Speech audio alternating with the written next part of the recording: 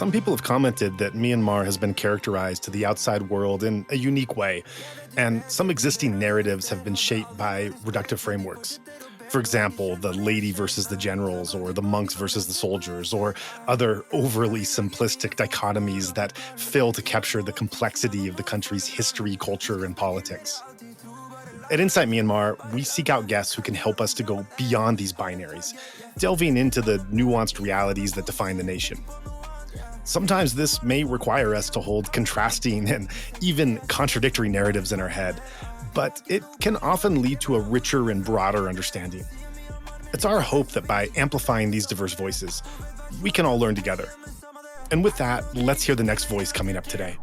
Jeg for sent til å bli ukjent, de ser et problem, jeg kan ikke noe for det, nei. De velger å se bort fra meg, men jeg ser ikke de bare hvor jeg vil og hvor jeg går, La meg bære på den smerten som du har, så jeg kan skrive ord for ord og høre dine scars. Kan ikke relatere, men vi begge fra Myanmar.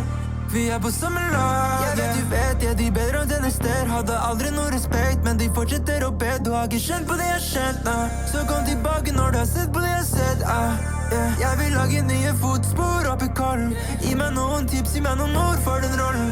De skal spekulere, alltid tro, bare la dem, bare la dem. For jeg kan ikke la dem dra meg ned. Har en target, jeg følte dette landet, Lidenskapen fokuserer, tenker på noe annet, Ville bli som alle sammen, penger og pokaler, men de ser ikke det jeg ser, smerten bærer på noe mer, De har ikke noe peiling på mitt hjemmeland, hvor kom jeg fra, hva heter det? Sier Myanmar, men likevel så vil de glemme det, samme det. Hovedversjonen I den fortellingen, men samme det. Det noe de ikke kunne relatert til,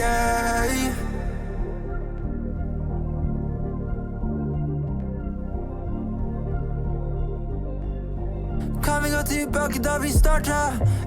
Kan vi gå tilbake da vi startet med samme maskin? Men denne blir fakta.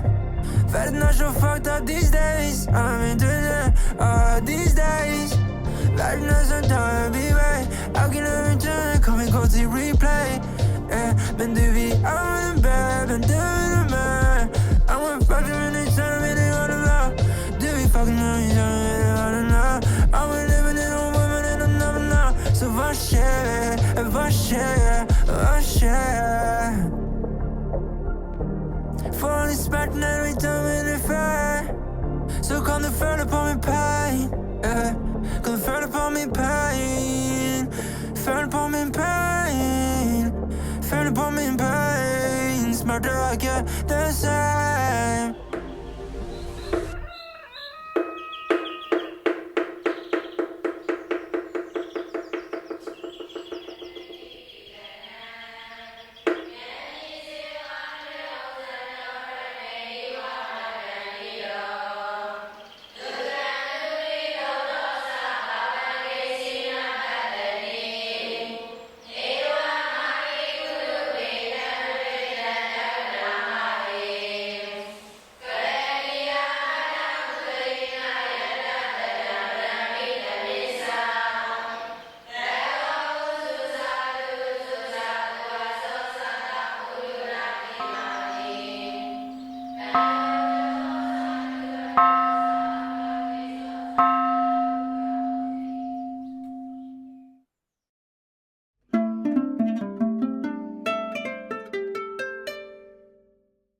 Christian Stolke, thank you so much for joining us on this episode of Insight Myanmar podcast. Thank you. We are speaking here in your office at the University of Oslo, and you have had a very long-standing relationship with Burma, Myanmar. For a long time, I've been doing my academic work on questions of democratization and interstate armed conflicts. But I started out in Sri Lanka. So for about 20 years, I worked on Sri Lanka. I did my PhD on the conflict in Sri Lanka, and I also did some work on the so-called peace process and peace building. I have also worked on questions of democratization in South Africa and Indonesia. So these are the two main streams in my academic work, always with close attention to civil society and social movements. I came to a point where I really wanted to engage in a new context and engage both as a scholar and also as a committed scholar. And and I had an interest in Burma for a long time, and I wanted to dig into that was at the time when Burma was changing. I wanted to understand a little bit more. I approached it with a certain skepticism towards a so-called opening or transition, but at the same time I also wanted to take time to try to understand. So for some years I was traveling, I was reading, I was talking, I was observing, and then trying to put some pieces together and build an understanding. But it goes back to around 2011. So it sounds like you had a long runway of having it start to come on your radar and having some questions around your background work and study of democratization and the skepticism about the opening up that started during the transition period. And so what were, if you remember, what were some of those burning questions at that time of things that were driving that curiosity that didn't add up, that you wanted to dig more into the details to understand? What were the questions that were driving that initial search? But I was certainly very much aware of the longer standing relation between Norway and Myanmar. And that was, of course, very much about supporting the struggle for democracy in the 90s and the 2000s. So that was in the back of my head. In Sri Lanka, I had also learned some almost bitter lessons about Norway's engagement in the peace process there. So and at the time in 2011, Norway was engaging, had already engaged quite actively in a new and somewhat contentious way that reminded me or triggered some of the critical reflections that I had developed in Sri Lanka. So I didn't know so much about exactly what was going on in Myanmar. I was curious about that, but I had kind of what I in retrospect will call a healthy skepticism, openness, but skepticism towards what I heard in the news here about Norway's new role in Myanmar. I've never followed Norway's engagement. I've never followed Norwegian aid or anything like that. I've always rather been paying in-depth attention to contextual local dynamics and like trying to understand the dynamics of political conflicts and change. But then, of course, I meet the Norwegians here and there. and I'm also seen as a Norwegian. So I also had to kind of relate to what my own home country is doing in places like Sri Lanka and then later in Myanmar. And in fact, my very first public engagement with Myanmar actors was when I think that must have been in May 2012, was asked to come and explain and reflect on Norway as a peace builder, because that was at the time when Norway was launching or moving towards launching the Myanmar Peace Support Initiative. So I kind of like to work more bottom up, try to understand the contextual dynamics, but then I also meet my home country and myself as a Norwegian in this context. So then looking at a bottom-up perspective in terms of what was happening in the peace process in Sri Lanka and then in Burma, and then complementing that with looking at where Norwegian foreign policy was coming to engage with the local context in which the local actors, how would you contrast those circumstances, and what do you think was going well, and what concerns did you have with that engagement, given, again, your analysis not coming from the foreign policy perspective, but coming from the dynamics of the local context? Well, if you reflect on the Sri Lankan experience, obviously, when there was an opening and a breakthrough, beginning of negotiations, that created lots of hope and optimism and respect and support for Norway's role. But at the same time, there were also some things some reasons for concern.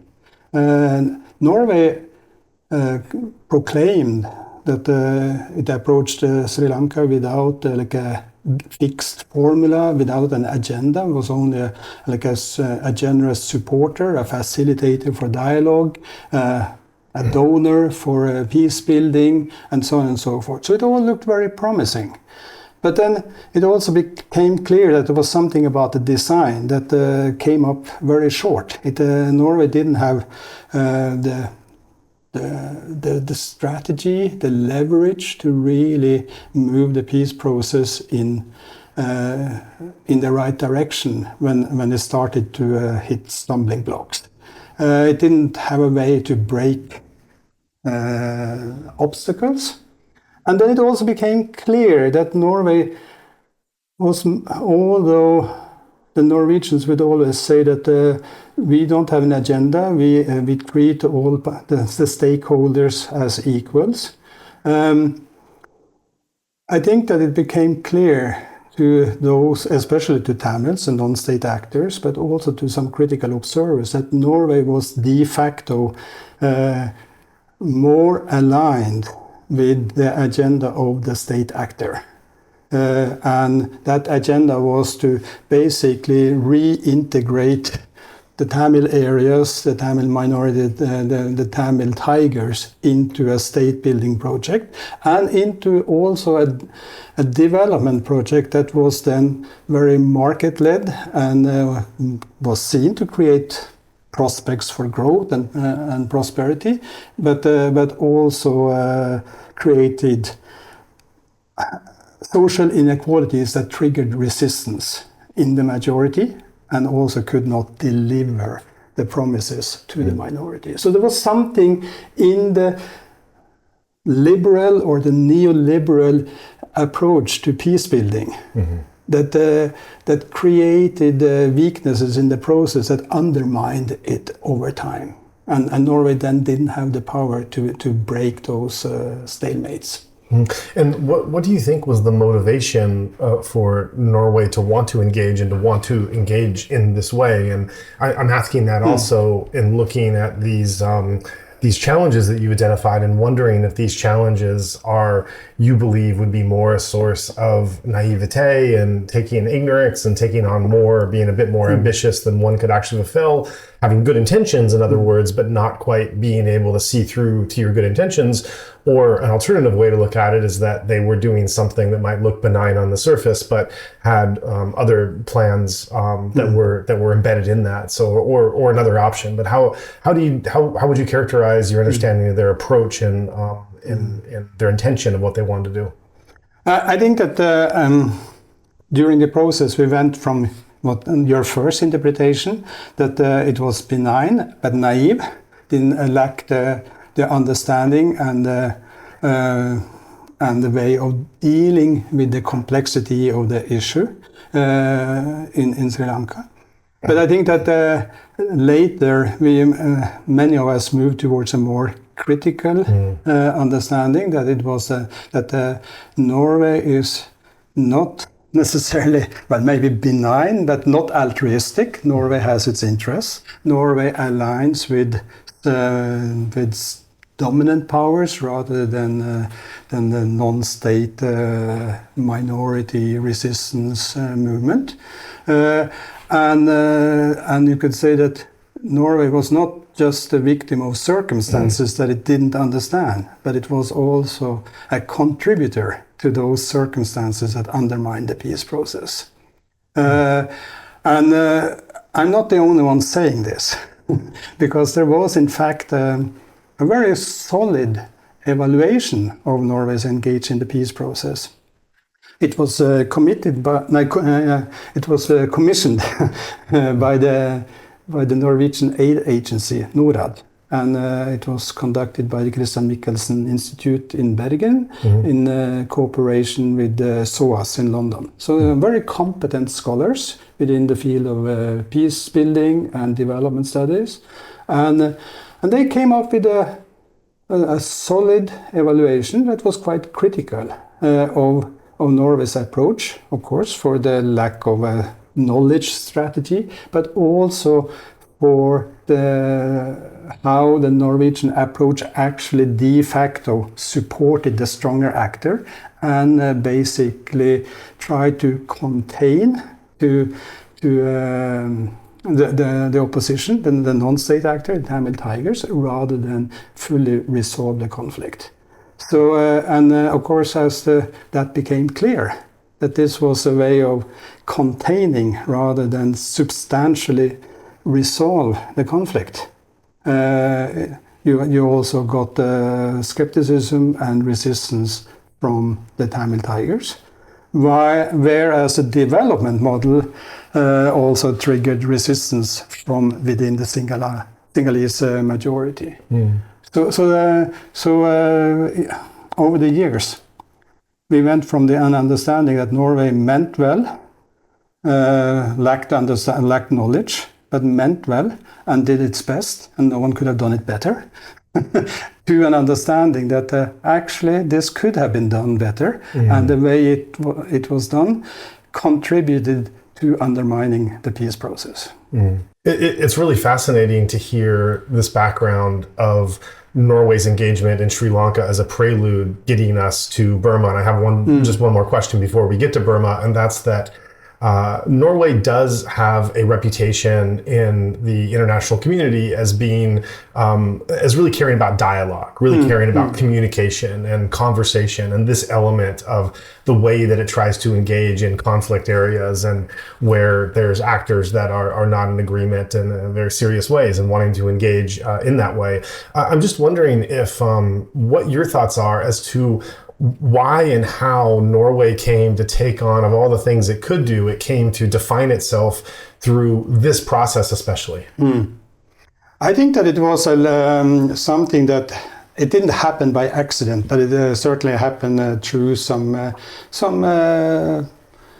actors with lots of agency, and that was first manifested in the Israel-Palestine conflict in the early 90s.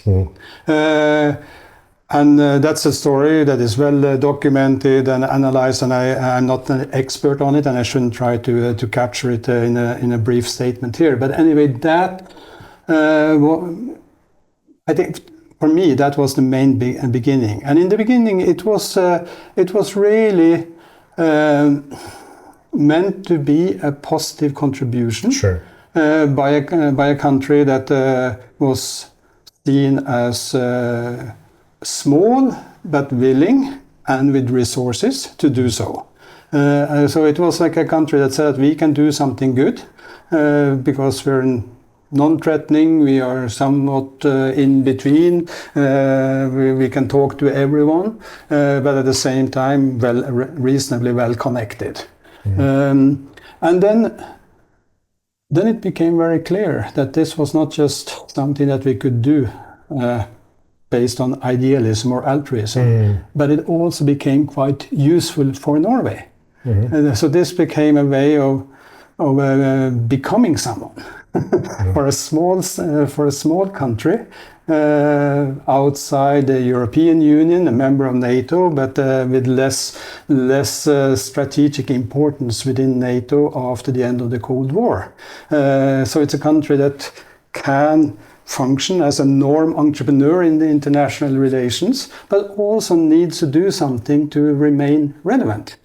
And engagement politics became that opening, that opportunity. First through like peace engagement, but later also like humanitarian engagement, environmental engagement, and so on and so forth. So by the time we got to, so it started in the Middle East, but it has also engaged elsewhere, for instance in Latin America and then in Sri Lanka. So Sri Lanka was in some ways the next big case, and it was modeled after the Middle East engagement. And I think that for me, Myanmar is kind of if not the next big one, because Colombia might have been more important. Myanmar was also in that line, and it developed from the Middle East through Sri Lanka to Myanmar. And when we came to Myanmar, it was very clear that Norway's engagement was interest-based. It was no longer pretending to be just altruistic. It was also very much related to Norwegian interests, both in international relations, especially relations to the US, but also Norway's interests in Myanmar. Well, I think that then poses the question, what interest would historically, and going into the 2010s, what connection could Myanmar and Norway possibly have with each other that would motivate Norwegian policymakers to look at the case of Myanmar and say, not only can we try to do something good here with our dialogue and our peace process, but hey, this could be, this is good for Norway to also make this connection and be involved in Myanmar as well. I think that there are like two things we need to think about here. One is Norway's relatively long-standing support for the democracy movement. That goes back to the early 90s, when Aung San Suu Kyi first got the RAFTO award and then the Nobel Peace Prize. So that kind of placed Norway in a position as a supporter of the democracy movement, as the host of the Democratic Voice of Burma, and also quite active engagement through the Norwegian Burma Committee. So that was there as a background, and Norway could draw on its legacy, its relations with the democracy movement over many years. But at the same time, there was a certain Burma fatigue in the 2000s. So they were looking for other openings, other ways of engaging, and when Cyclone Nargis became a door opener for more direct humanitarian assistance, and then when the military seemed to think about the political opening, Norway and many other Western actors were eager to explore that, saw it as a window of opportunity, both for supporting political change, but also to engage in other ways. And I think that maybe now we have forgotten about it, but we have to remember how Myanmar then became kind of a window of economic opportunities too, for investments in many different things. It was a country that was seen as a land of opportunity, a large population that could become quite a big market, a land with lots of natural resources that could be better utilized and capitalized on, and all that. So Norway was also a front runner for pushing for direct investments. And alongside diplomatic engagement with the generals in support of their so-called political opening or transition, and responding to their request for aid for peace building in ceasefire areas. Sounds like a very dangerous game there. It's indeed a dangerous game, but I think it was also the spirit among Norwegian diplomats at the time that this is not just a place that can potentially give high gains, but Norway should all be a risk taker. Again, because Norway, as a small country with some capacities and some resources and relatively rich, can afford to do that. And it can potentially give high gains, both in terms of the opportunities in Myanmar, but also to make, again, Norway relevant in international relations. So they thought it was basically two birds with one stone.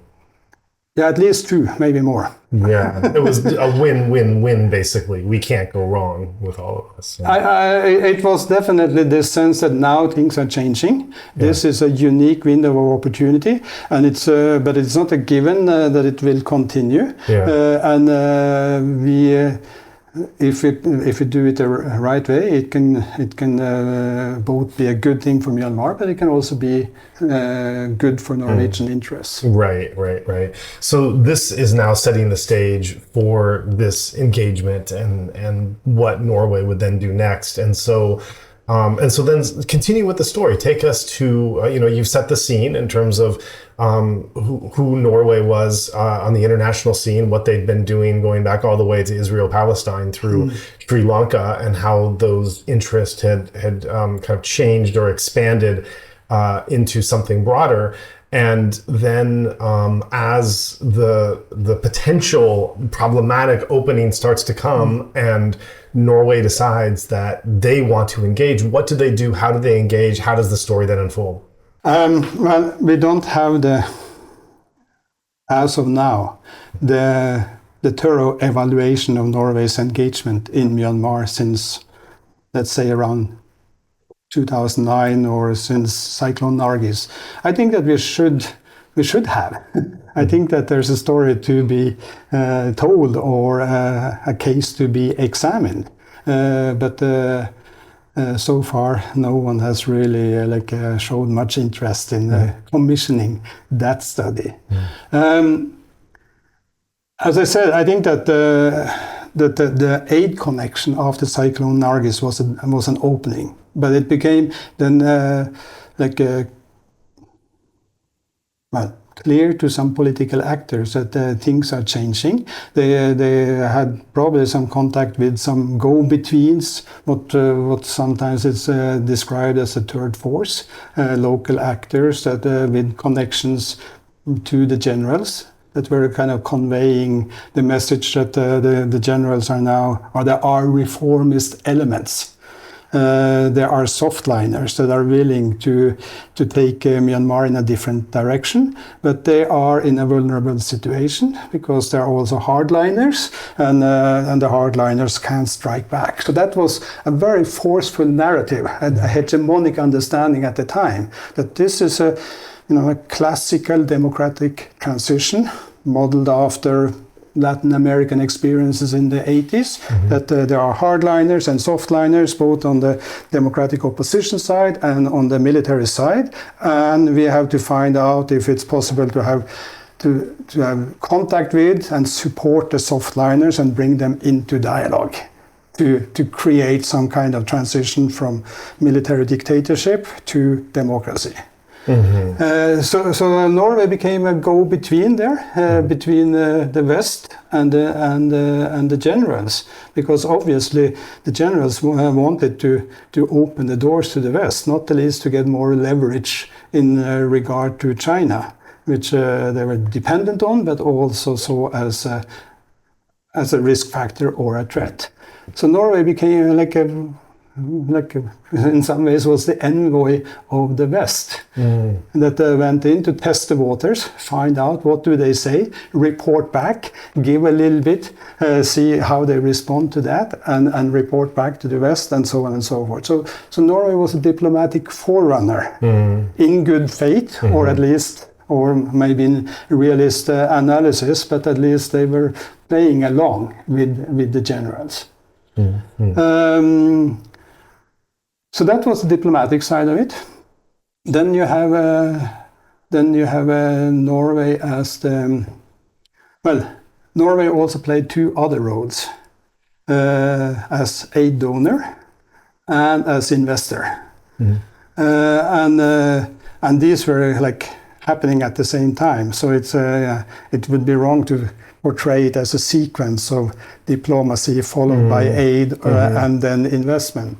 But Norway as an aid donor has a history that has increased and was continued. And as the generals then started to make changes, held an election and so on and so forth, Norway increased its aid, lifted sanctions, cancelled its debt, and developed a fairly rich portfolio of aid. But one thing that was very important there was aid for state capacity building. So Norway became kind of a sponsor of the capacity building of the state. And the state at the centralized state at the union level in Nepidó. There was much less attention to state building in, for instance, the ethnic states or the localized powers to state parliaments and administrations. Norway also became, as I said, a sponsor of peace building in areas where there had been these negotiated ceasefires. And then the third element is that Norway became an investor. Especially, there was a drive to get Norwegian companies, and the big Norwegian companies, many of those they used to be state-owned companies, but they were partly privatized in the 90s. But in many of them, the state is the majority or a large owner. And these are the companies that were encouraged in different ways to explore possibilities in Myanmar. Partly related to natural resources, so in hydropower schemes, the Norwegian state oil company was encouraged to apply for a license to explore oil and did so in one block in the Andaman Sea. And most famously, the Norwegian telecommunication company Telenor was encouraged to apply for one of the tele licenses and won that bid. So Norway was there as a diplomat, as an aid donor, and as an investor, with close ties and sometimes quite contentious or you could say problematic links between those three roads. You're painting a picture of Norway engaging through these three ways again, through speaking to the generals about this third way, through investing in a way that's going to benefit them and their companies and their country, and then in giving aid, but giving aid in a very particular way that is going towards state building. So again, going towards the authorities. And the picture you're painting, obviously, what's so compelling about this description is more what's not there than what is. Because what's not there is, the two factors that I don't hear you mention in that extended answer are, one, the ethnic voices, ethnic territory, the natural resources in the ethnic parts, what the different ethnic organizations want when it comes to federal democracy, and the second being the democratic actors, meaning mainly the Bamar, the resistance, the NLD, the political prisoners, the 88 generation, et cetera, et cetera. So I wonder, as Norway was engaging and as they were engaging with this mindset of peace building and dialogue and everything else, of course, peace building, dialogue, communication, this happens when there's more than one party in a room. You need more than one party in a room to have the communication. And so, and to bring those groups together. And so, in this multifaceted way that Norway is now choosing to engage in the slight opening to Myanmar, where do these two factors fit in, of the ethnic voices, groups, organizations, and the democratic actors? You're absolutely right. And if you think about the situation today, we have since 2021 seen a very strong movement for a federal democratic revolution. Those are the two big claims, the two big movements that have shaped much of post-colonial political history in Myanmar. And Norway, as I said, was a supporter of the democracy movement after 1988. But when it came to around 2010, there was this sense that Norway shifted its loyalty from the democracy movement to the state actor, which was at that time the military. Oh, really? And of course Norway the actors themselves will probably disagree with what I just said and at least say that, well, we did this exactly to promote the best opportunity for democratization. But it was a democratization really based on the goodwill of presumably reformist generals. And that had to be supported because they were seen as good guys in a bad environment. In retrospect, I think most of us realize that was at best an incomplete analysis, if not completely wrong. Yeah. And the other movement, the ethnic movement for self-determination, equality, and federalism, was never all that central, and definitely not after the so-called opening, when Norway focused very much on building or institutionalizing the structures that was laid out in the 2008 Constitution, building state capacity, building good governance at the centralized union level,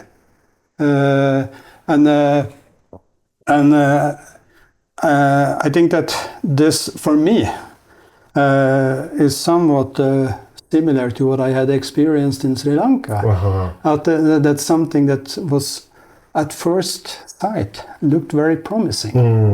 And Norway going in with good intentions to support positive developments was done in such a way that it actually undermined the forces for power sharing and democracy rather than further them.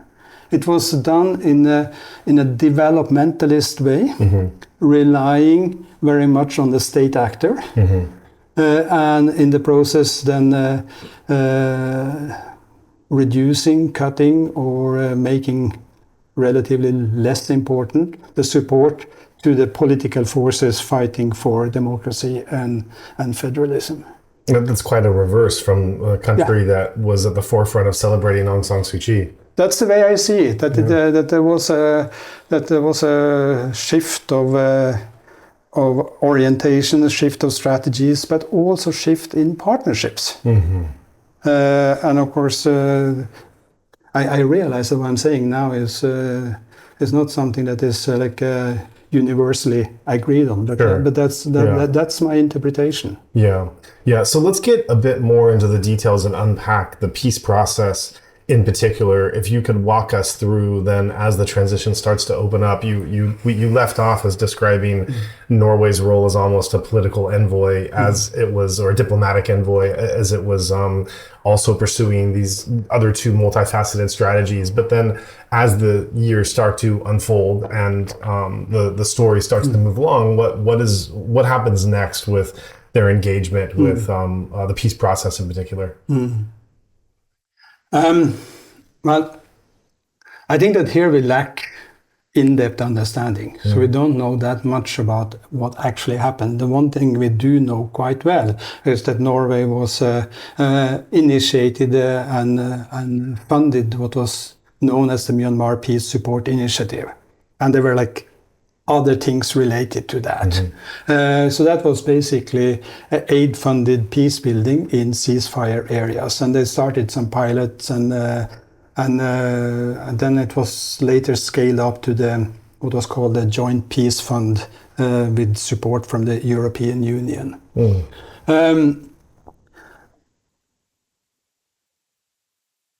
I'm not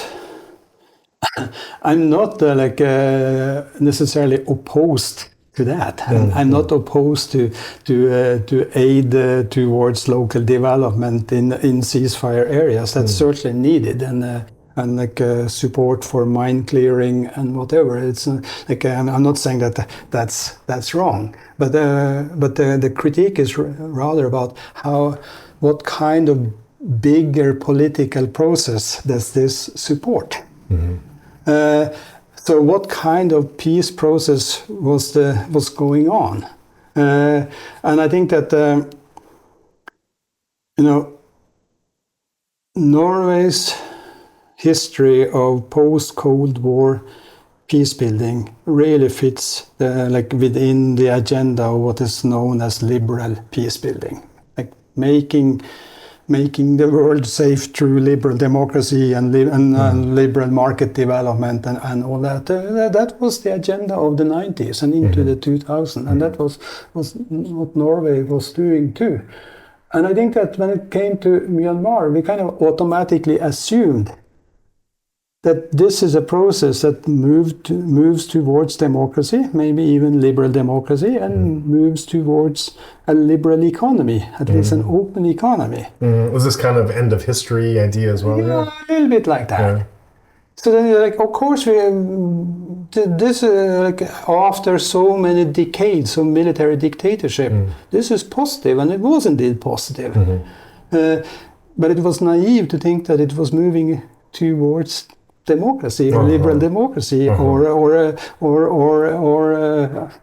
a social democracy. This was never meant to go that far.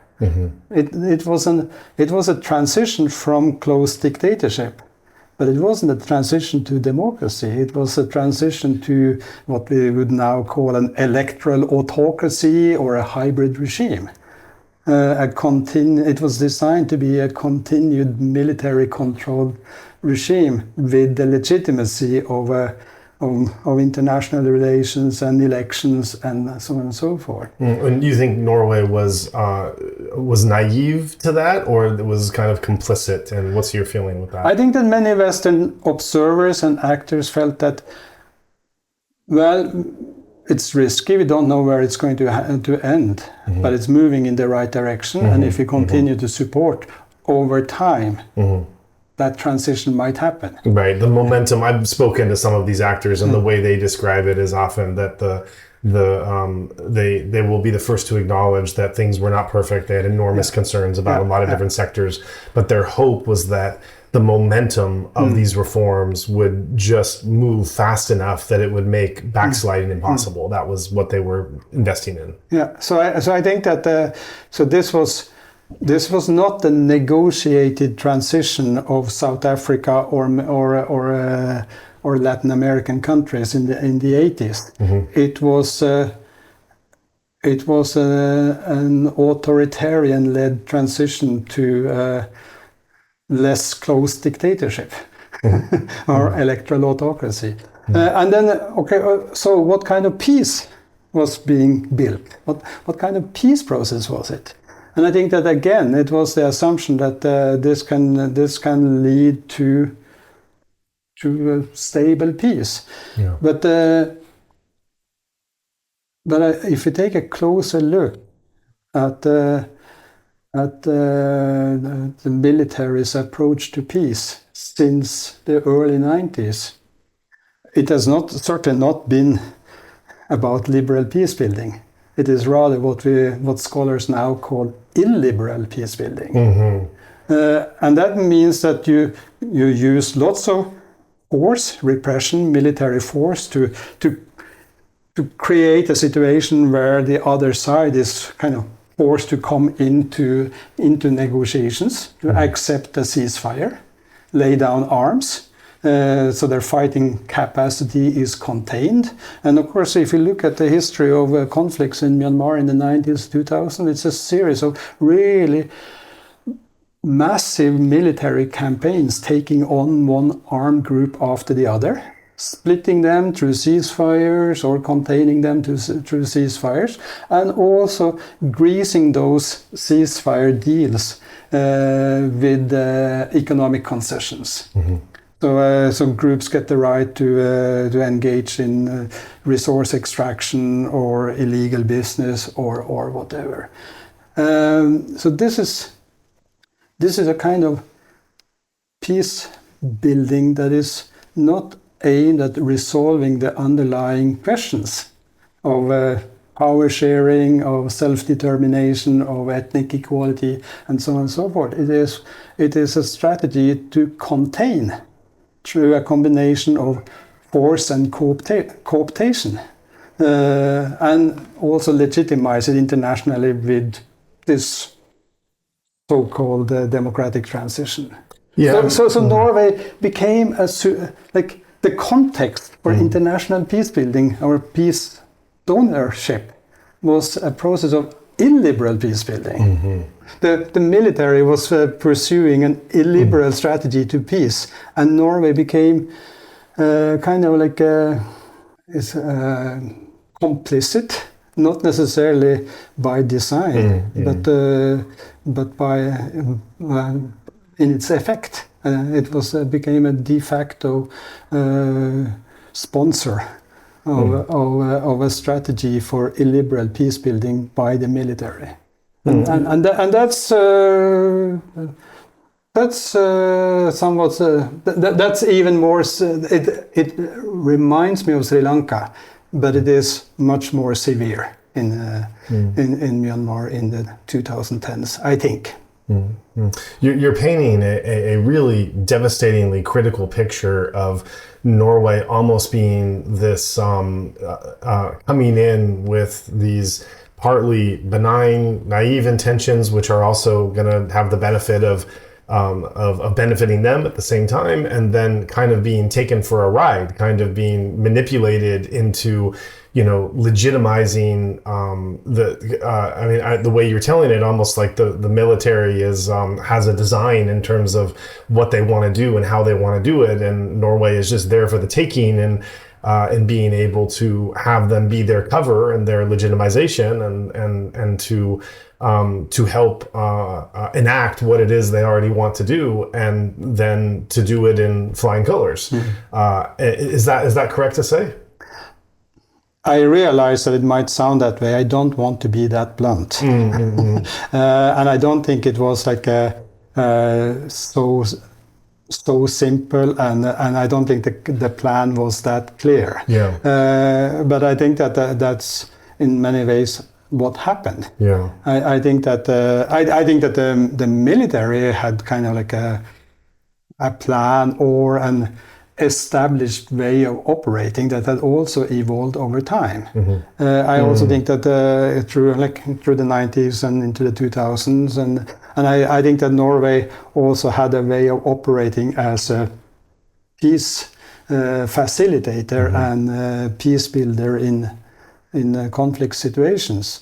And I think that Norway went in probably with good intentions. I don't think they cynically calculated what was going on and said we can use this for our benefit. I think that I like to give more credit to Norwegian actors for their good intentions. But what I'm saying is that as it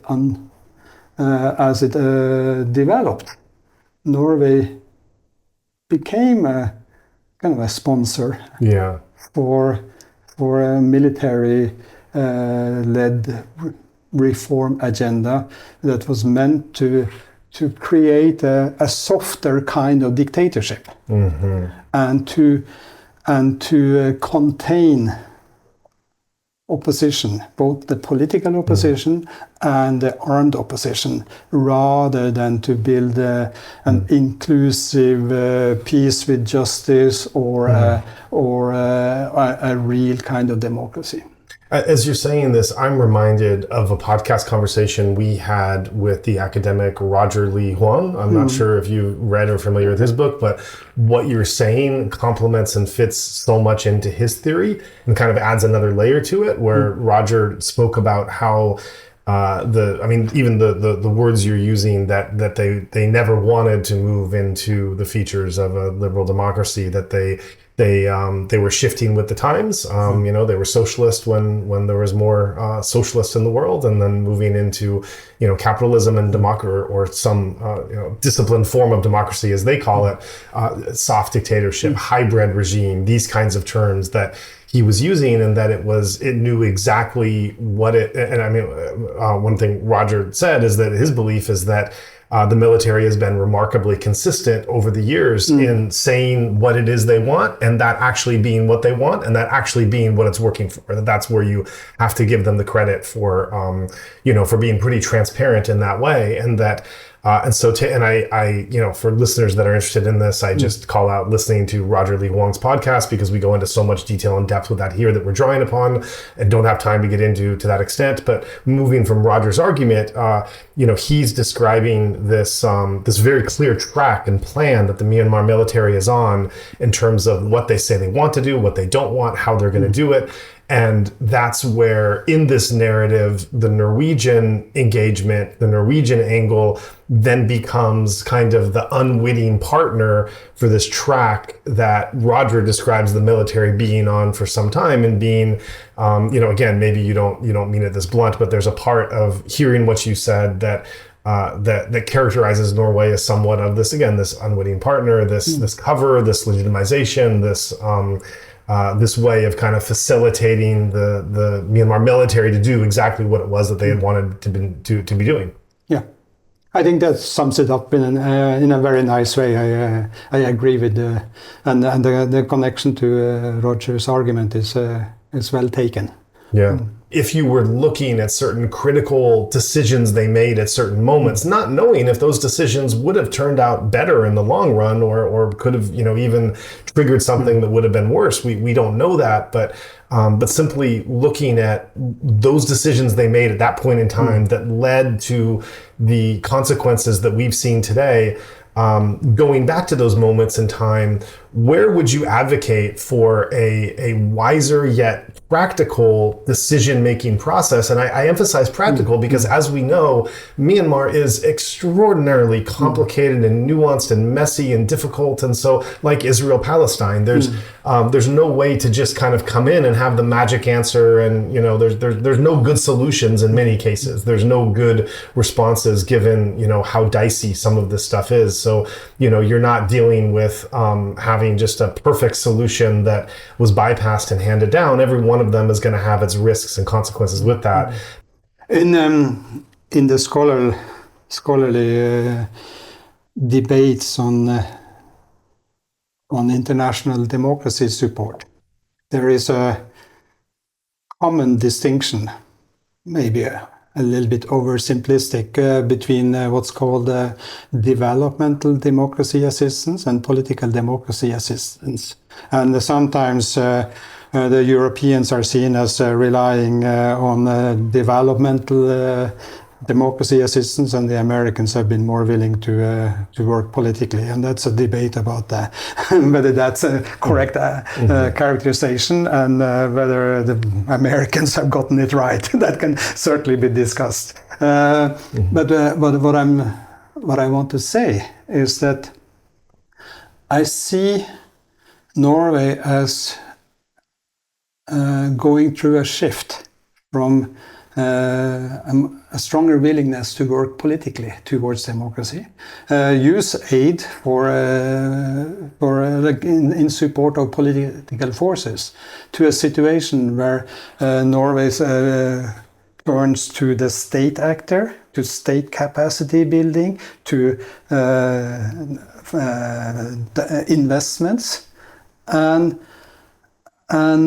as a way of supporting political change, and in the process toning down or forgetting the political movements that have also been fighting for political change. And I think it runs parallel to the understanding of democratic transitions at the time. Because for a long time, democracy scholars thought that transitions happen when elites come together in dialogue. The Democrats on the reformist Democrats and the reformist autocrats, they come together, sit down, and they work out a deal. But that's an incorrect understanding of democratic transitions in general, and certainly in Myanmar.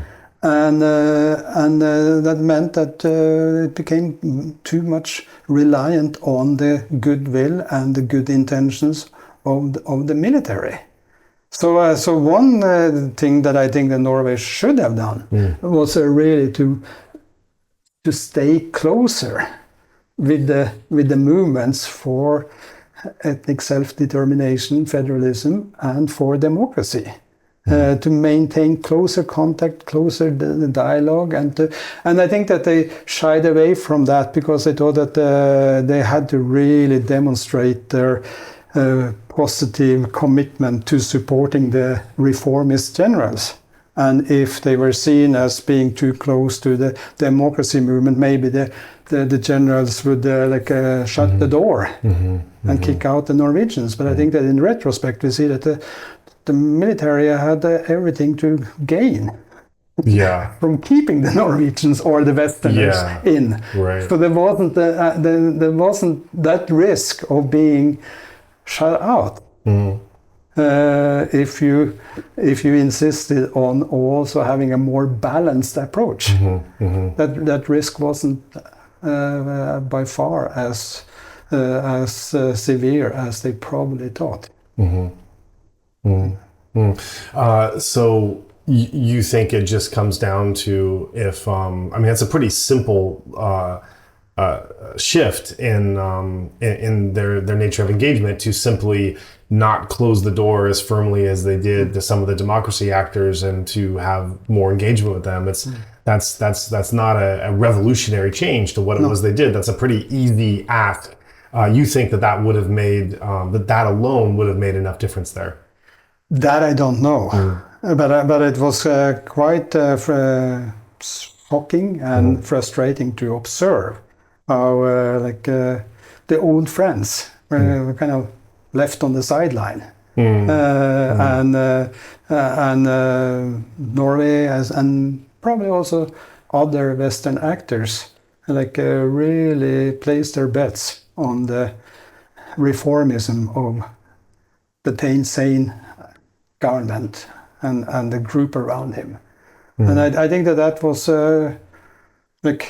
of course, then there were many specific things within that bigger picture. But I think that was the big miscalculation, that to placing its bets on the reformism of the military and to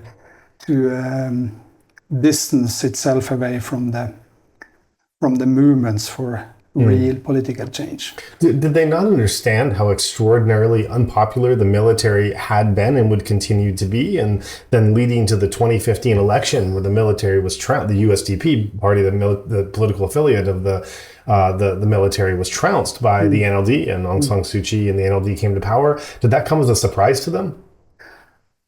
I think it came as a surprise to some Norwegian observers and also probably to some other Western actors, that they thought that the military would be rewarded for the opening and the things that had undeniably changed in the period from 2011 to 2015. There were some that saw the democracy movement as kind of like a spent force. That Aung San Suu Kyi was not seen as being the iconic leader, the popular leader that she turned out to be. And she always was and continues to be to some extent. So I think that they believed their own story about, or the story that they had internalized about a military-led transition to democracy, and that they would be rewarded by that.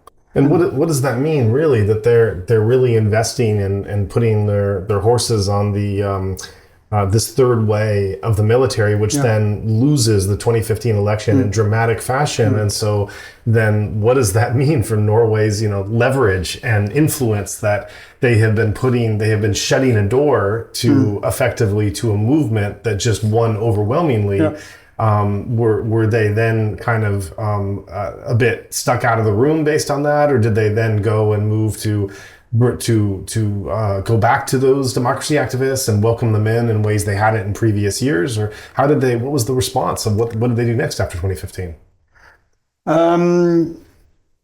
That we don't really know, or at least I don't know. Obviously there are people that know, but it's not something that has been studied academically and documented. But I think that there was like a regrouping, reorientation, quite a lot of continuation in support and of course in investment and so on and so forth. Maybe a toning down of the political engagement, but not really announcing that, oh, now we are changing our policy in critical self-assessment of our earlier and misplaced engagement with the military, and now we are back with the NLD or the Aung San Suu Kyi government. But I think that there were some adjustments. But adjustments that happened like gradually and under the radar rather than publicly announced. So obviously the period from 2015 to 2020 was a period of continued engagement and expansion of Norwegian engagement. So Norway could live quite comfortably with the NLD government, and we're probably quite happy about that. It's not like, our friends lost. But we don't know exactly how it happened. And I think that Norway probably engaged with the 21st century Panglong peace process. But again, we don't know exactly how that happened. I was going to ask what has been going on with the Peace Institute. We left off that story when it was established. And as we move forward in the years here and talking about Norway's engagement, what if we return to the Peace Institute? What were they now doing as we approach 2015 and beyond?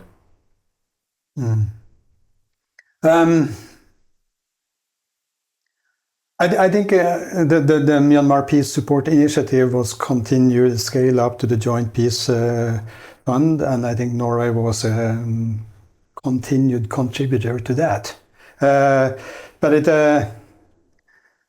But it was a different kind of peace process after 2015, because it was, on the one hand, you had the military that had really designed and perfected the illiberal peace-building strategy.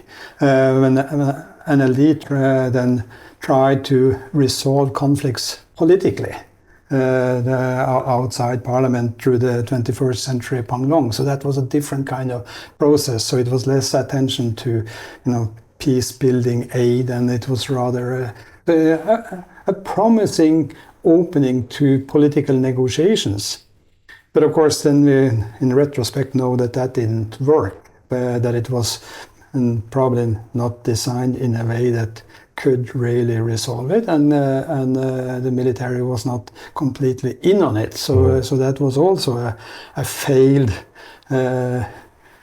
peace process, but at least it was a peace process that tried to address the politics of conflict rather than bribe non-state armed groups into complacency. As you're describing this process, there's a couple analogies that are coming to my mind. One, and these are very imperfect analogies, so just bear with me, but. One thought is as we look at the colonial legacy around the world, there's colonialism happened a long time ago, and yet some of the problems and the difficulties that former colonial countries have today, if you really look at it, they're direct links with what happened 100 years ago with the way that colonial administration was set up, and they're still kind of recovering from that and dealing with it. The second analogy I'm thinking of is when Colin Powell, what he allegedly said to George W. Bush when he was considering a 2003 invasion of Iraq, you break it, you own it.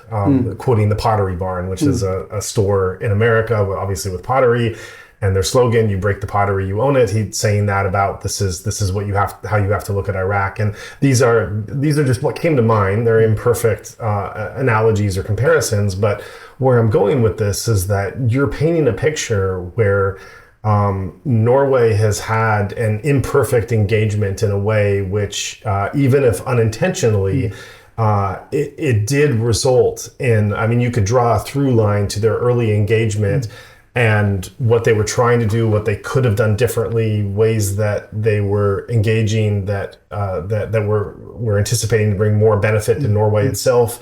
And there is a through line to some of those potential missteps that they made, and what has led then with the coup happening and the after results of the coup. And so as we stand here and look at what's happening very far away in Myanmar, and as that situation continues to devolve and to get more concerning, so do you feel that there should be a responsibility on the part of Norway to really understand and look at what decisions they made and what effect those decisions have and what their responsibility should be as a result, continuing to, years after the coup as things are continuing to devolve?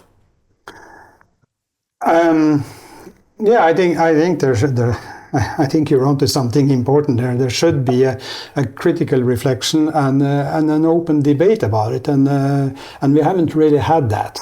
As I said, at the very least, I think that there should be an independent study of Norway's engagement, and of course, especially the Telenor case that became quite a scandal after the coup and with the sale of Telenor, but that's a different story. But at the same time, there is a scale difference between Norway and the US. US is a superpower. Yeah. Norway is a small state. Yeah. It's a small state that with an eagerness to do things and to engage, but nevertheless a relatively small player. I think that Norway should have a critical assessment and take responsibility for what it does and what it might have contributed to that was certainly not intended and might have had negative consequences. But Norway is and sees itself as a small state in a big world. That's kind of our line of defense. We can, it's meaning that we can do good things. We're free to try, but at the same time we can absolve ourselves from the responsibility because we are also small. That's kind of a convenient interpretation. It can be convenient, and I do think that as Norway also portrays itself as important when things are going on. And the Norwegian diplomats and the average Norwegian are very happy and proud when an American president talks about Norway as a small country that does great things, that punches above its weight in international relations. And that means that we should also kind of accept responsibility and critically examine the things we contribute to when things don't go so well.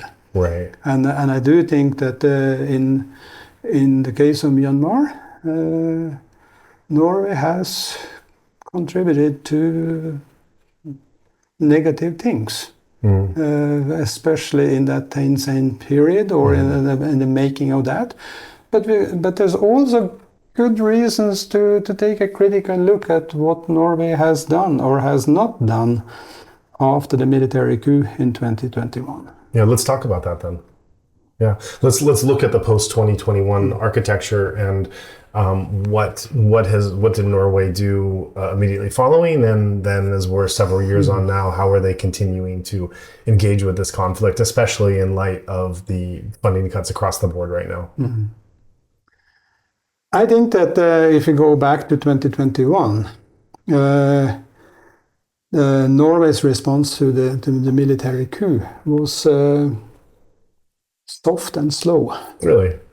Norway made some statements, but not very strong, and did not was not a front runner in condemning the coup, and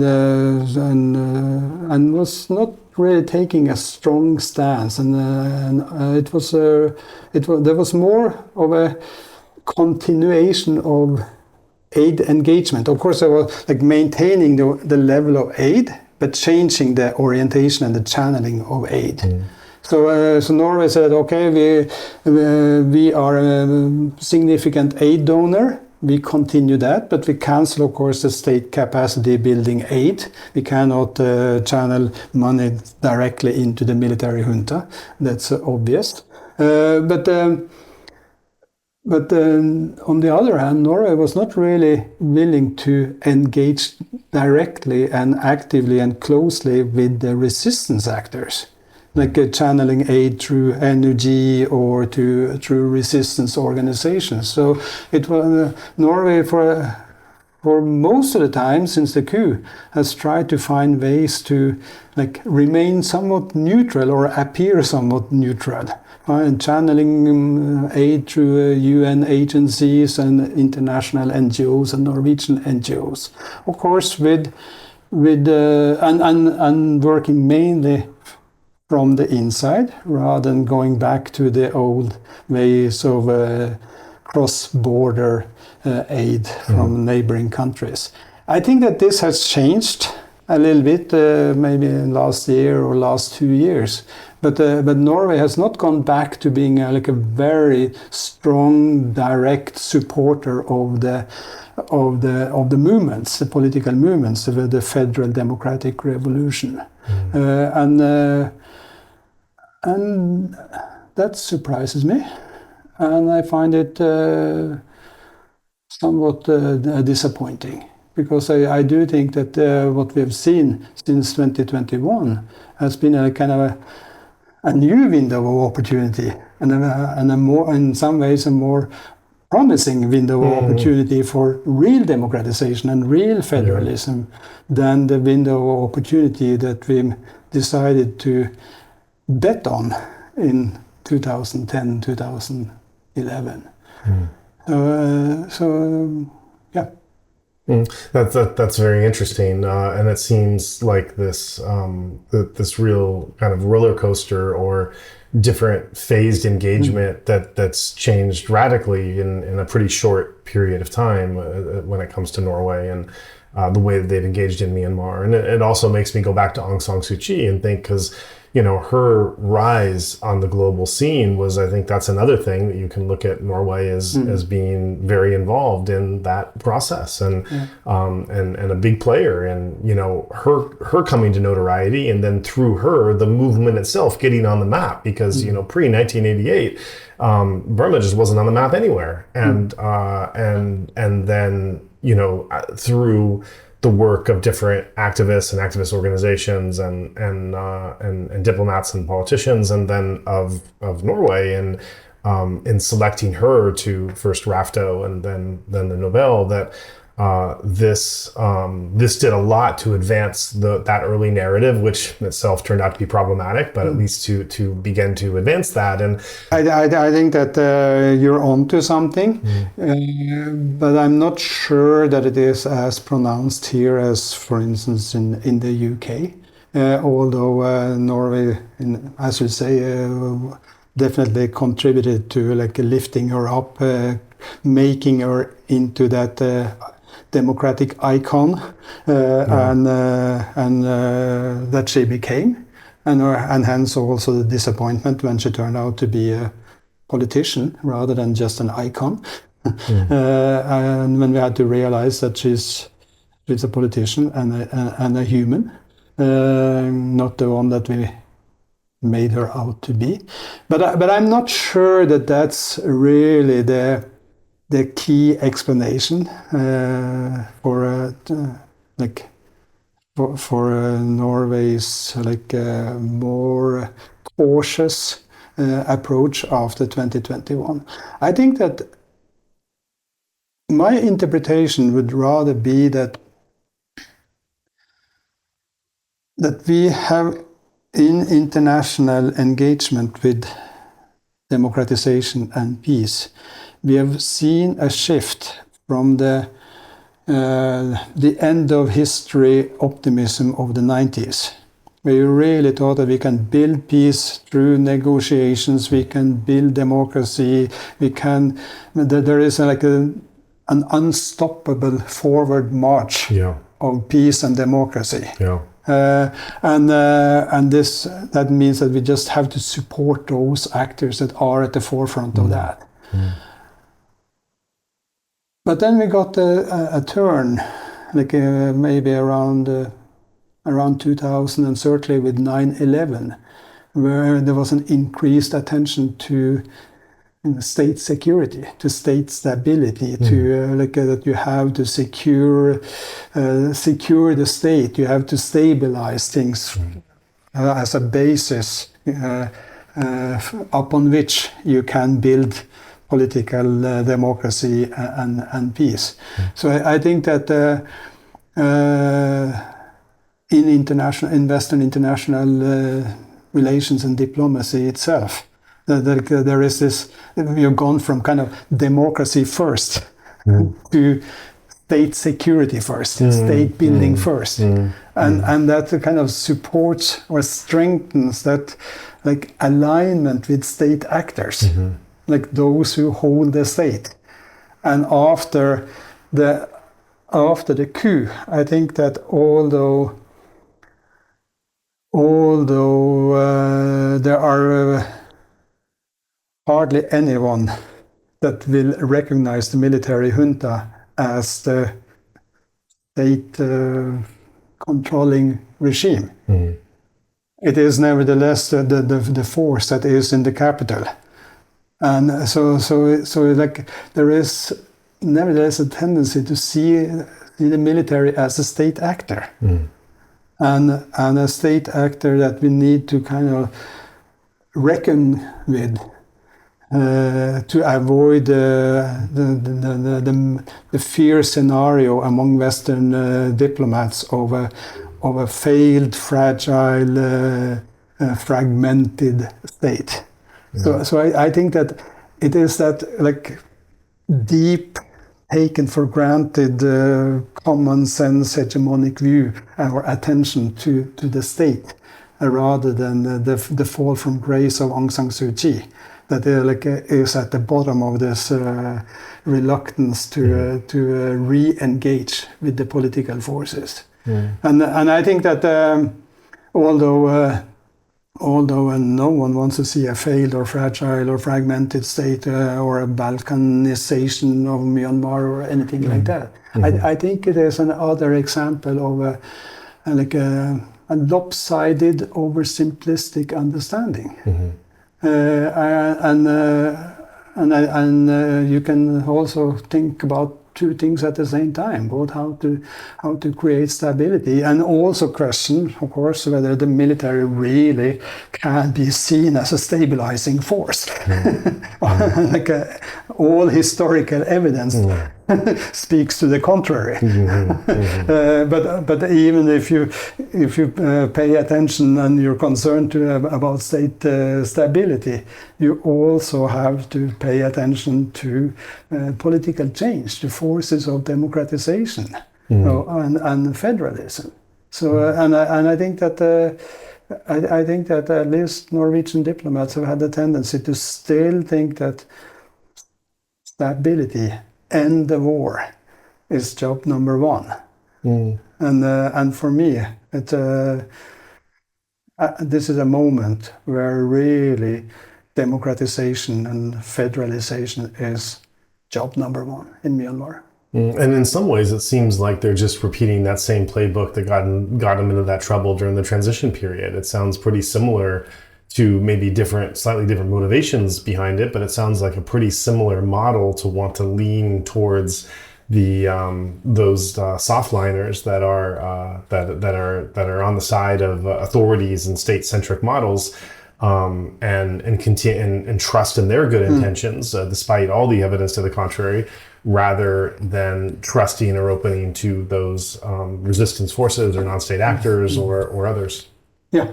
And at least to look for possibilities to create a dialogue and strike a deal that ends the shooting and stabilize the country. But people are demanding more than that now. People are demanding revolution. And they are demanding not just stability, and they don't think that stability can be achieved through the military. So to then enter with with an agenda that deviates from that is problematic. So you would like to see Norway engaging more with those democratic and ethnic actors, is that correct? Yeah, that's correct. And as a scholar activist, because I started out admitting that I engage both as a scholar and as a committed scholar or activist. And as an activist, I have called for that, like in different ways, in different channels since the coup, that Norway has to find a way of engaging directly with those that core institutions and actors and alliances that are within the broad movement for a federal democratic revolution. As going back to the beginning of our conversation, as we have remarked that Norway has traditionally looked to engage in global conflict situations through prioritizing dialogue and communication, is there do you see them engaging on that front as well through a kind of top-down dialogue, bringing different parties together and having them talk in a room? Is there any of that going on since 2021? I think there is something, but we don't know so much about it, and I don't think it is a major initiative. But I think that Norway is among several others that are looking for possibilities to create dialogue or to support a dialogue initiative. But to my knowledge, there's nothing like major going on. It's certainly not something that is publicized. Yeah, I have heard about not bringing the military to the table, but different initiatives that have been supported also from Norway's side of bringing different ethnic actors and democratic leaders and just trying to at least have them talk and figure out some common ground.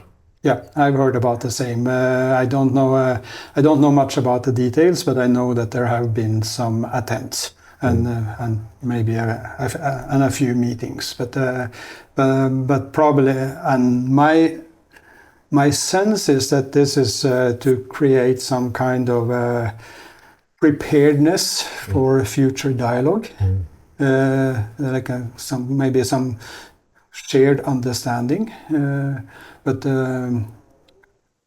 this is outside my reach. I'm not invited in for good reasons. I started out saying that I consider myself a democratization scholar and a peace and conflict scholar. But in both cases, a scholar that has been quite keen to pay attention to social movements, popular movements, and so on and so forth. And that's also what I've tried to do in Myanmar. And of course, nowadays, we're not talking so much about democratization, but we're talking about autocratization. That is like the global discourse among scholars that are concerned about regime transformations. And Myanmar, again, being a history both of a long-standing authoritarian rule, but also now autocratization through the brutal way of a military coup. Most autocratization happens gradually as an erosion of democracy, a democratic backsliding. But there's also that kind of hard and full autocratization, and that Myanmar exemplifies. What we have not studied so much yet in autocratization studies is what are the counterforces? What are the sources of resistance? What are the actors, the strategies, the synergies, and the impacts of resistance to autocratization?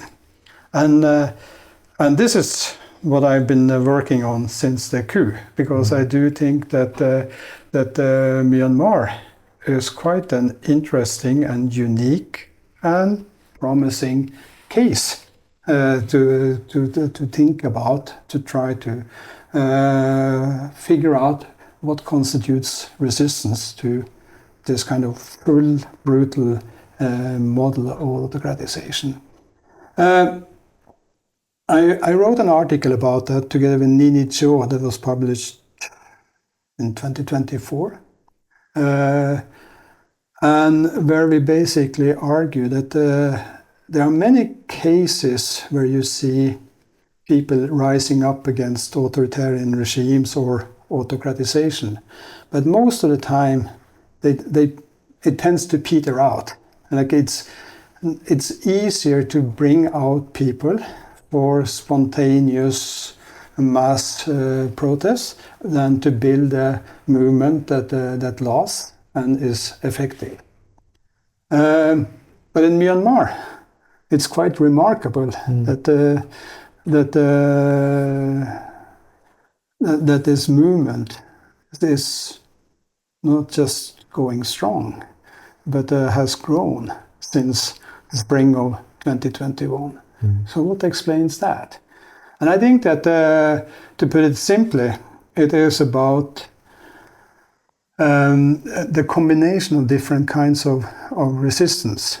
So often when we think about resistance to authoritarian rule, we think about the mass civil disobedience, civil resistance that we see now and then, and that we definitely saw in February, March, April 2021. Okay. And that was important. That really, like, it sensitized, it's politicized people, it organized, it mobilized, and so on and so forth. It built alliances, and I think that most importantly, it not only denounced the military and dictatorship once and for all, but it also created a positive vision. Mm-hmm. Mm-hmm. So you got the construction of a goal, a vision, of a better future, captured in the Federal Democratic Revolution, the coming together of these two streams.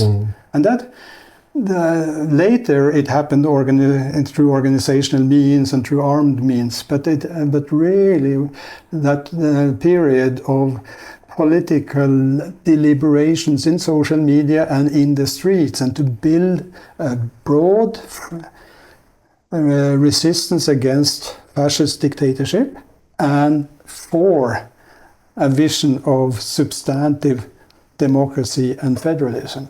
That is really like the first thing. But then it didn't stop there, because you also had at the same, in addition to this symbolic resistance and discursive prefiguration in the streets, you also had, of course, the economic resistance, the importance of workers and trade unions and the civil disobedience movement, and the calls for international sanctions, like bringing in more hard power in the form of economic means. Mm-hmm. A third component was, of course, the political resistance, the formation of the CRPH, the NUCC, the NUG, and the different kinds of political constellations, alliances, and representations, including diplomatically at the UN, and so on and so forth. And when these three, all at first non-violent forms of resistance, were then met by the typical harsh repression by the military. You also got the turn to an armed self-defense war, and the work that had been done created a basis for alliances also with some pre-existing and new armed organizations. So I really think that the key, and this is no revolutionary insight, I think many have seen the same, but the key to understanding the persistence and the impact of the resistance movement in Myanmar is coming together across many cleavages, a certain unity in diversity that is, of course, still contentious and problematic, and it's always work in progress, but nevertheless very different from what existed before the coup. And then the the synergies between different actors and strategies of what I would call symbolic resistance, economic resistance, political resistance, and armed resistance.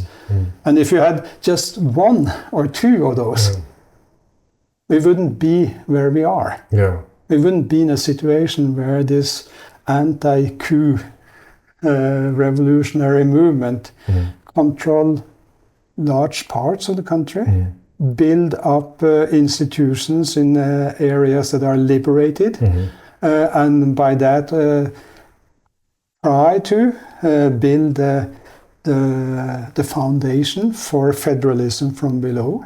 It's a certain kind of prefigurative politics from below for institutionalizing something different. Of course, that doesn't mean that it's an easy way forward towards victory.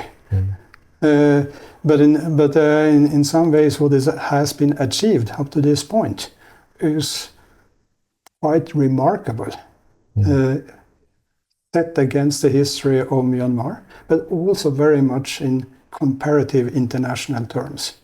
So that's what I've been trying to understand from distance, given that it's pretty difficult to do the kind of bottom-up, deep, contextualized research that I normally prefer to do. Right. And of course, in doing so, I have had to rely on, field work from afar and digital field work and some working through networks and like many other now Myanmar scholars are forced to do, as we are largely on the outside rather than on the inside. Right. And you call yourself a scholar activist. And so from the activist side of you and yourself, what is it that's motivating and inspiring you at this time to continue to be an activist and to be working hard in your off hours to supporting the resistance movement now in Myanmar? Well, it is in many ways exactly what I just said, that it gives me hope. But also a sense of obligation that when this is going on, and if I, as a Myanmar scholar, just remained aloof, I couldn't justify that. But also more closer to home, as you have experienced during your visit. We do have a committed, engaged, dynamic, energetic Burmese diaspora in Norway. Sure. And engaging with that diaspora has really been both a source of learning, of connectivity, but also inspiration. And that's something that I recommend to everyone. Wherever they are.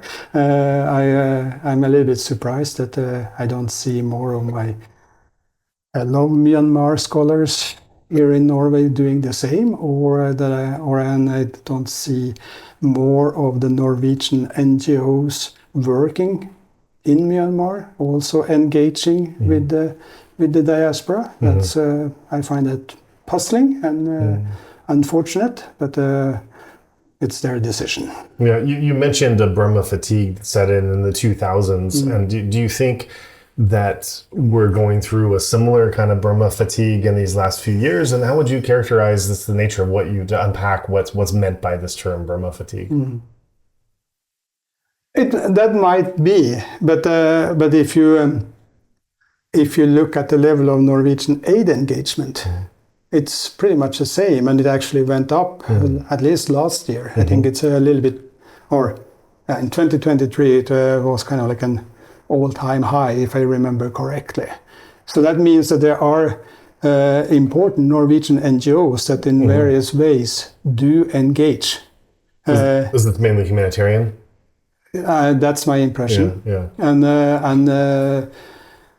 and they have their reasons for not being more open or about their engagement or more political in their in their engagement, I suppose. But I nevertheless at times find it surprising or unfortunate that they don't come out in support of those actors that are really at the forefront of the struggle for federal democracy in Myanmar. Right. And, as we talk about non-humanitarian forms of support that can be given, I realize that in our long discussion here, talking about the various ways that Norway has engaged, everything from Aung San Suu Kyi to Telenor to the various stages of the peace process and on. The one big thing we left off is DVB, is that DVB was had its origins in Norwegian support. Yeah, that's right. And in some ways that's maybe the alongside the Nobel Prize, that is what Norway is known for. Yeah. Like the DVB was for a long time known as the Oslo Radio, and I think that that has been very important.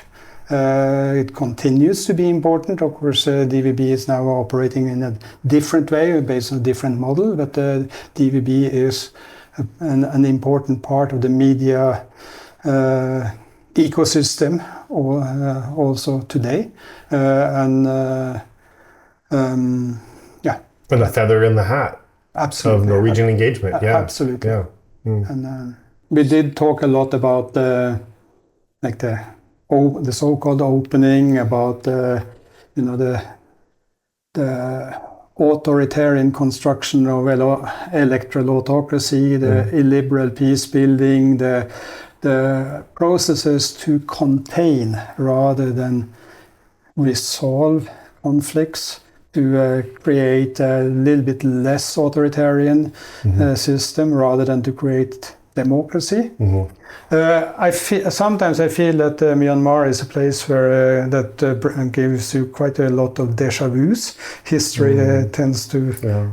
History doesn't repeat itself, but actors seem to play out a strategy that they are familiar with on repeated occasions. And I do feel that in the same way as the resistance after the coup also has a number of connections to the 88 and the 2007 uprisings. Yeah. The military is certainly also following a playbook that they have used before. And what we're seeing now is that it seems that they are again trying to kind of co-opt, contain armed organizations, EROs, through talk about ceasefire, strong arm tactics combined with some dialogue to impose a ceasefire, but with no talk about resolving the real issues. And the difference is that if they are now again pursuing an illiberal kind of peace building, that illiberal peace building is now very much internationalized. Certainly with ASEAN and others talking about dialogue, but first and foremost through the role of China. So we see the strong arm tactic and the importance of China in Kokang and other places. So it is again like an illiberal peace building strategy with a strengthened internationalization and internationalization with not by Norwegian Western peace builders but rather China. Likewise, we see how the military is trying now to create some kind of legitimacy for itself by holding an election that we of course all know will be a rigged fake election rather than anything that can be seen as democratic or free and fair and so on and so forth. So again, if we're going to, if we if we have a sense that history repeats itself because the military is using the same playbook as they did before, we also have to learn from history and maintain a critical awareness and offer resistance to these strategies, also as international actors. I know that the Burmese resistors will continue to resist, but it is also important that the international actors put up some resistance to the military's attempts to again create a fake democracy and a fake peace. How can they best do that, do you think? At least be outspoken. Preferably to support those actors that can put up resistance and create something that is more substantive, and to act act together with a certain coherence. That would be nice in the world that we're in now, with a Trump administration in the U.S., with a threat in Ukraine, in Europe, with Gaza and Israel sucking all the attention in its own way. It does seem challenging in a practical sense not to dispute, your expression and the urgency of the need of this and that it should be happening. But looking practically at these things happening in the world, it doesn't look good so much, I would say. I completely agree, and it is furthered by our tendency to focus or to see these different situations as territorially contained. So we see them as, it is the Israel situation or the Gaza situation, it is the Ukraine, it is Iran, it is, and we kind of see it state by state. But they are also part of a bigger picture that is about the globalization of autocracy, like the global spread. Whereas earlier we talked about the third wave of democratization, now we are in the midst of a global third wave of autocratization. And normalization. And that means that resistance to a military dictatorship in Myanmar is related to resistance to the full-scale Russian invasion of Ukraine. But it is also about maintaining preparedness against creeping autocratization, even in Norway. Within and without. Yeah. So it's not like, we as Norwegians should support the Burmese people in their struggle against the military. Their struggle is also part of our own struggle for democracy. Of course, our democracy is not threatened in the same way. But it could be. But it could be, and we actually need a kind of a new kind of international solidarity against creeping or rapid, brutal autocratization. Absolutely. And when I engage with the Burmese movement and the Burmese diaspora here, it's not like because I'm a nice guy. It's because I see this as a matter of solidarity that is also in my own self-interest as a Norwegian. That's very important. I couldn't agree more. Thank you. Yeah, and that's where, when I started after 2021 to pay more attention to the more political issues and history that I hadn't focused on so much prior.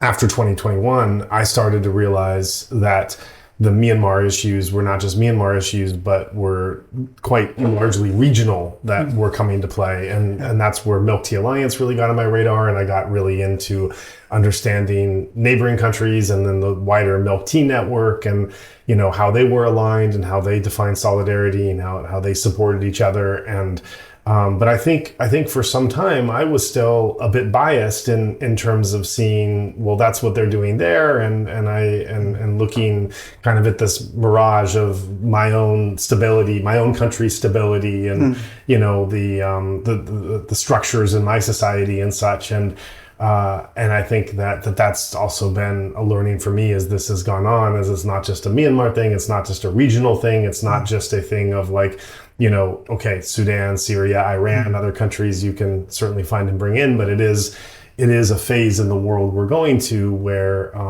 you know, as some guests have said on this platform, Myanmar is really on the front lines of many issues right now. There are many issues that are emerging in different stages of emergence, and where they are on the global stage and where they are in Myanmar. But in many ways, all the different layers of issues that Myanmar is going through, they are on the front lines of confronting these issues in ways that are starting to encroach upon the borders and in the lands of other countries, or could be coming very soon. And so, you know, that solidarity and that support is reciprocal, and it's reciprocal in the sense that we might be standing with them while there's greater need at this moment over there, but at a future time we might be facing situations, or we might be facing them very soon, as the developments going on in my country, the United States, that they are so far ahead of us. They, meaning the Burmese activists, are so far ahead of us in terms of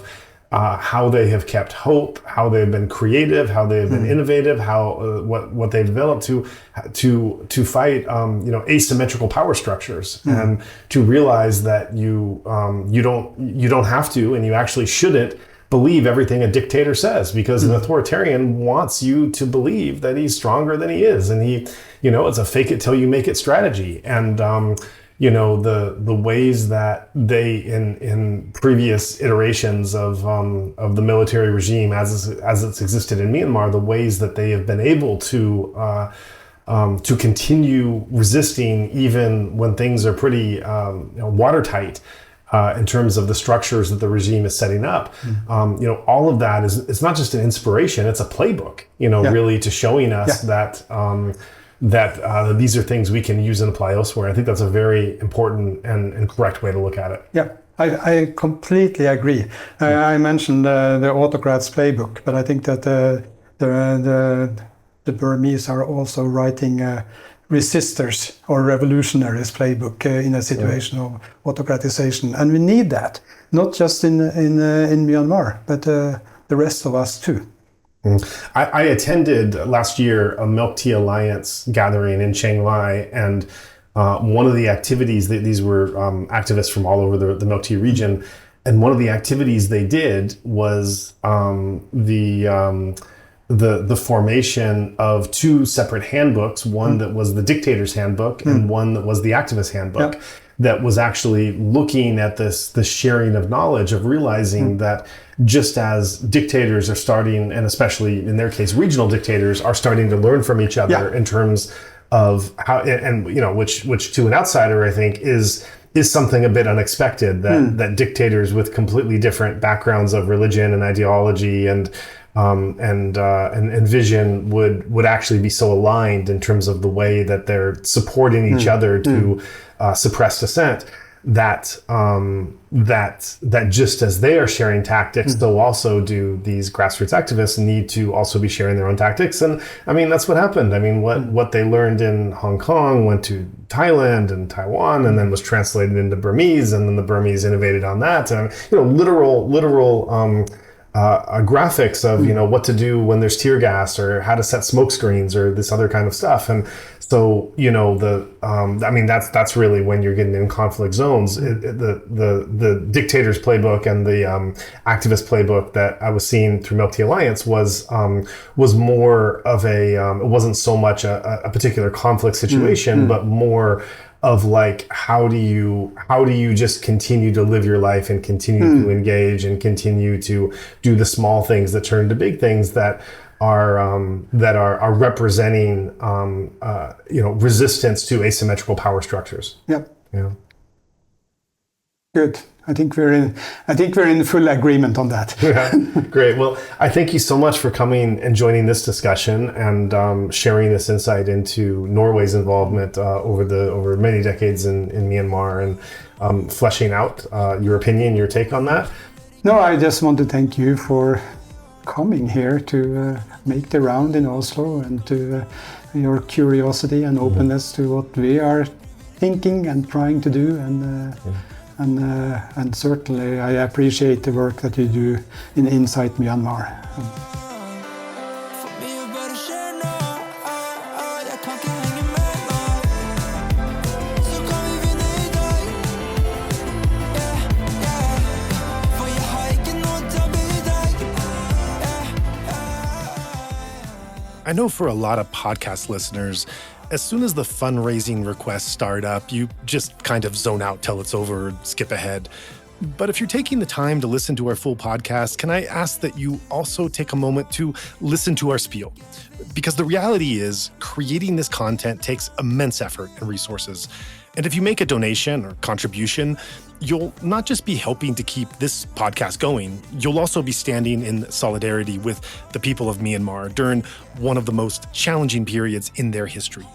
Please take a look at insightmyanmar.org/donation for more details. Jeg for fremmed for jeg stivner helt.